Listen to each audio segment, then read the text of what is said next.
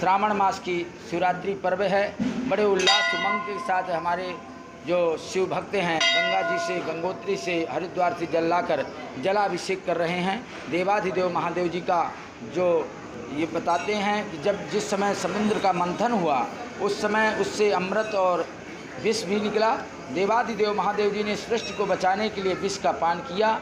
जैसे पान किया, कंठ में रोका, पूरा कंठ उनका नीला पड़ गया, इसीलिए उनका नीलकंठ महादेव नाम पड़ा। और जब उनको जलन उत्पन्न हुआ, पूरे शरीर में जलन उत्पन्न हुआ, उस समय पूरी पृथ्वी बिल्कुल व्याकुल हो गई और जलने लगी। तो भगवान भोलेनाथ जी के ऊपर जब जलन उत्पन्न हुआ तो सभी देवताओं ने इकट्ठा होकर गंगा जी में गए और घड़ों में जल लाकर उनके ऊपर डाला उस ज्वलन को शांत करने के लिए। वही प्रचलन आज भी हमारे इस धरातल पर चला आ रहा है। शिव भक्त जो भी आज मनोकामना लेकर हरिद्वार से या गंगोत्री से जल लाते हैं, अपने अपने जहाँ पर स्थान पर प्राचीन शिव मंदिर है वहाँ पर जलाभिषेक करते हैं, भोलेनाथ जी उनकी मनोकामनाएं पूर्ण करते हैं। देवाधिदेव महादेव हैं, बहुत सरल देवता हैं, बड़े जल्दी प्रसन्न होने वाले हैं, वरदान देने वाले हैं। कोई बुजुर्ग हैं जो अपाहिज नहीं आ पा रहे मंदिर, उनके लिए क्या खास तौर पर? उनके लिए खास है कि कण कण में भगवान विराजमान हैं।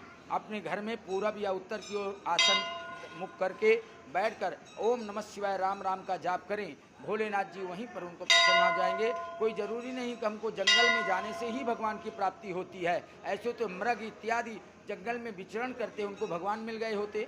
दशरथ जी को तो घर में ही भगवान आकर प्रकट हो गए, मिल गए। इसलिए भाव होना चाहिए, भाव के साथ आप कहीं पर बैठकर भगवान की आराधना करेंगे। देवाधिदेव महादेव जी आपकी वाला ये मंदिर है दुखभंजन महादेव। ये श्री दुखभंजन महादेव मंदिर है, कुरुक्षेत्र में है, धर्म क्षेत्र में है, जो सन्निहित सरोवर सूर्य कुंड के पूर्वी तट पर स्थित है। बहुत प्राचीन मंदिर है। यहाँ पर हर मनोकामनाएं पूर्ण होती हैं। जिनकी शादियों में विलंबताएं हैं, माँ बहनों की, भाइयों की, भगवान भोलेनाथ जी का पूजन करती हैं। बहनें माँ गौरी का व्रत रखती हैं, उनकी विवाह का जो योग है तुरंत बन जाता है। और जिन माताओं के पुत्र की प्राप्ति नहीं हो, पुत्राद की प्राप्ति होती है, जिनके विदेश गमन में दिक्कत है, वो यहाँ आकर भगवान की पूजा करते हैं और विदेश जाने का योग्य बन जाता है। इसलिए इनका नाम दुखभंजन महादेव है। जथा नाम तथा गुणा, जैसे इनका नाम है वैसे उनके गुण भी हैं। बोले श्री दुखभंजन महादेव महाराज की जय, बोले गंगा मैया की जय, बोले श्री रामचंद्र भगवान की जय। भोलेनाथ जी के इष्ट राम हैं,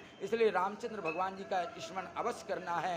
देवाधिदेव महादेव जी बहुत जल्दी प्रसन्न होंगे। सभी भक्तों से मेरी प्रार्थना है, बड़े श्रद्धा भाव के साथ आइए, मनुष्य तन को सार्थक बनाइए, भगवान का गुणगान कीजिए, भगवान की पूजा अर्चना वंदना कीजिए। ये बहुत पवित्रतम मास है श्रावण मास।